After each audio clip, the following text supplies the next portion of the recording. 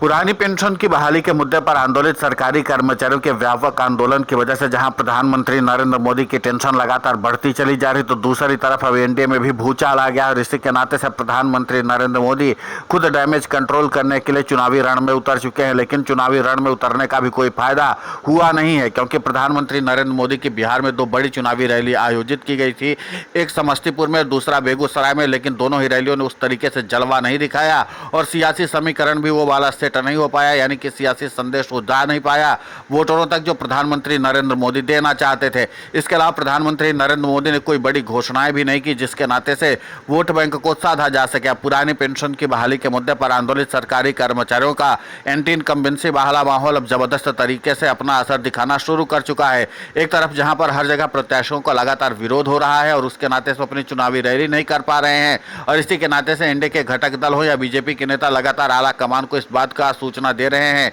कि हम लोग अपनी चुनावी सभा तक को नहीं संबोधित कर पा रहे हैं, लोग हमको भगा दे रहे हैं। और दूसरी तरफ एंटी इनकम्बेंसी का माहौल लगातार बनता चला जा रहा है और इन सबके बीच प्रधानमंत्री नरेंद्र मोदी ने दो बड़ी चुनावी रैलियों को एक साथ संबोधित किया और इस बात का संदेश देने की कोशिश किया कि अभी भी माहौल बिगड़ा नहीं है। लेकिन एंटी इनकम्बेंसी का असर साफ तौर पर देखने को मिला। रैली में भी ज्यादा भीड़ आई नहीं प्रधानमंत्री नरेंद्र मोदी के, और इसी के साथ पार्टी के कार्यकर्ता ही सबसे ज्यादा नजर आए। तो कुल मिलाकर के है कि पुरानी पेंशन की बहाली के मुद्दे पर आंदोलित सरकारी कर्मचारियों ने अब एक तरह से महागठबंधन के प्रति अपनी मुहर लगा दी है और दूसरी तरफ एनडीए के खिलाफ जबरदस्त तरीके से माहौल बिगड़ता हुआ दिखता चला जा रहा है। अब इसी के नाते से माना जा रहा है कि बीजेपी का शीर्ष नेतृत्व में भी अब एक बार फिर से उथल पुथल का माहौल देखने को मिल रहा है। बीजेपी का शीर्ष नेतृत्व भी जो है इस मामले का विकल्प निकाल नहीं पा रहा है। उधर एनडीए के घटक दल भी इस बात का दबाव बना रहे कि जब हम इस तरीके से एंटी इनकम्बेंसी का माहौल देख रहे हैं तो जाहिर सी बात है कि हम अपना सियासी समीकरण सेट कैसे करें। आपको बता दें कि सामाजिक सुरक्षा पेंशन से लेकर के तमाम तरह के दांव अभी तक एनडीए की तरफ से आजमाए गए,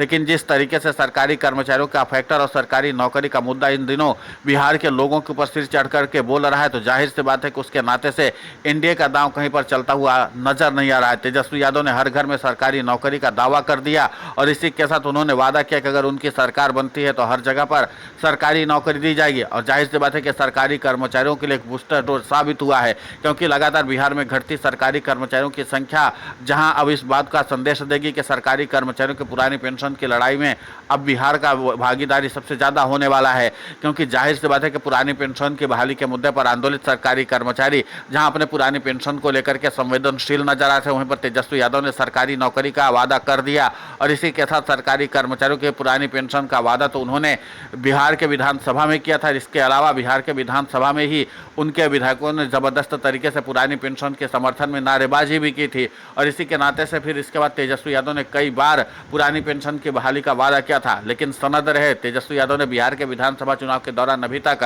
पुरानी पेंशन की बहाली का वादा नहीं किया है और न ही राहुल गांधी ने किया है। लेकिन माना जा रहा है कि महागठबंधन के नेताओं की ओर से एक बार ही सिर्फ पुरानी पेंशन की बहाली का वादा किया जाएगा और उसके बाद पुरानी पेंशन की बहाली को लेकर के चुनावी मैनिफेस्टो में भी संवेदनशीलता दिखाई जाएगी। अब देखना महत्वपूर्ण होगा कि पुरानी पेंशन की बहाली के मुद्दे पर आंदोलित सरकारी कर्मचारियों ने जिस तरीके से ओपीएस फैक्टर को हवा दे दी है और उसके नाते से एनडीए में एकदम हड़कंप का माहौल मचा हुआ है, वो चाहे चिराग पासवान की पार्टी हो या जीतन राम मांझी की पार्टी हो या उपेंद्र कुशवाहा की पार्टी हो, हर किसी को यह लगता है कि हमारा सियासी समीकरण अब बिगड़ता हुआ नजर आ रहा है। इसी के साथ अब जेडीयू के भी जो नेता हैं वो लगातार इस बात को महसूस कर रहे हैं कि पुरानी पेंशन की बहाली का फैक्टर अब लगातार चर्चा का विषय बना हुआ है। ओपीएस फैक्टर ने प्रधानमंत्री नरेंद्र मोदी को भी अब सख्ते में ला दिया है। आपको बता दें कि चुनावी रैली के बाद जैसे फीडबैक की बारी आई तो साफ तौर पर इस बात का संदेश गया कि प्रधानमंत्री नरेंद्र मोदी वो जलवा नहीं दिखा पाए जिसके लिए वो जाने जाते हैं, यानी कि सियासी माहौल बदलने में प्रधानमंत्री नरेंद्र मोदी सफल नहीं हो पाए हैं। और इसी के नाते से पुरानी पेंशन की बहाली के मुद्दे पर एक बार फिर से सरकारी कर्मचारियों का जादू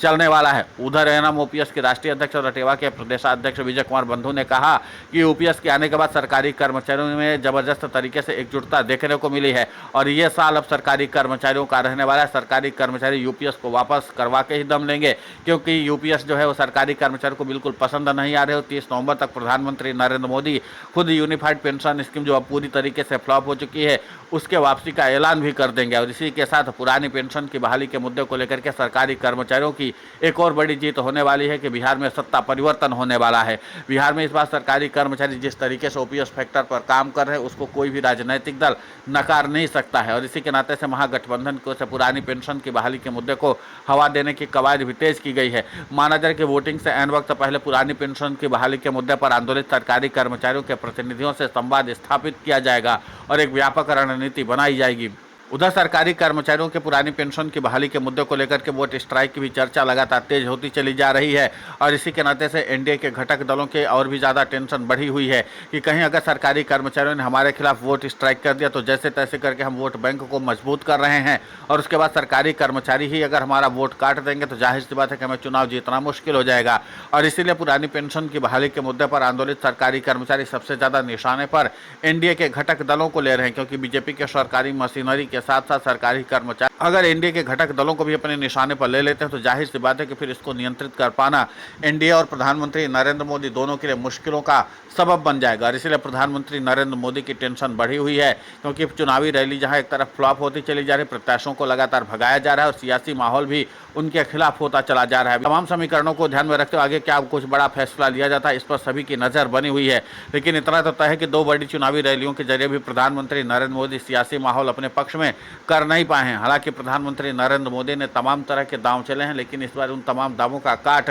महागठबंधन के पास है। महागठबंधन ने पहले से योजनाओं को रणनीति के तहत बना रखा था, उस रणनीति का लगातार इस्तेमाल करना शुरू कर दिया है। सबसे ज़्यादा सरकारी कर्मचारियों को बूस्टर डोज तब मिला जब महागठबंधन को से तेजस्वी यादव ने सरकारी कर्मचारियों को एक तरह से संदेश तो नहीं दिया लेकिन एक बड़ा संदेश भी दे दिया। और वो बड़ा संदेश ये है कि बिहार में हर घर में सरकारी नौकरी देंगे। अब इस बात को अगर ये भी मान लिया जाए कि हर घर में सरकारी नौकरी नहीं भी सही तो जितने रिक्त पद हैं उनको ही अगर भर दिया जाएगा तो बिहार में सरकारी कर्मचारियों का दबाव कितना ज़्यादा बढ़ सकता है आप इस बात से अंदाज़ा लगा सकते हैं कि लगभग 15 से 20 लाख सरकारी कर्मचारियों की तादाद बड़े आसानी से पहुंच सकती है। और 15 से 20 लाख सरकारी कर्मचारी अगर एकजुट हो जाएंगे तो जाहिर सी बात है कि बड़े सियासी समीकरण को तैयार कर सकते हैं, क्योंकि इतनी तादाद में सरकारी कर्मचारी अगर ओपीएस की लड़ाई लड़ेंगे केंद्रीय स्तर पर तो जाहिर सी बात है कि इन सरकारी कर्मचारियों को नियंत्रित कर पाना भी आसान नहीं होगा। फिलहाल इस पूरे मामले को लेकर के प्रधानमंत्री नरेंद्र मोदी और बिहार के मुख्यमंत्री नीतीश कुमार की टेंशन बढ़ी हुई है और सरकारी कर्मचारी ओपीएस फैक्टर पर अड़ गए हैं। अब देखना महत्वपूर्ण होगा कि सरकारी कर्मचारी को ओपीएस फैक्टर बिहार में क्या जादू करता है। फिलहाल इस पूरे घटनाक्रम को लेकर के आपकी प्रतिक्रिया बहुत महत्वपूर्ण होती है, आप हमें कमेंट करके जरूर बताएं। साथ ही पुरानी पेंशन की बहाली के मुद्दे पर हम लगातार आंदोलित होकर के खबरें चला रहे हैं। आप हमारे समर्थन के लिए चैनल को सब्सक्राइब करें, खबर को ज़्यादा से ज़्यादा शेयर करें ताकि पुरानी पेंशन की बहाली का मुद्दा और बुलंद हो।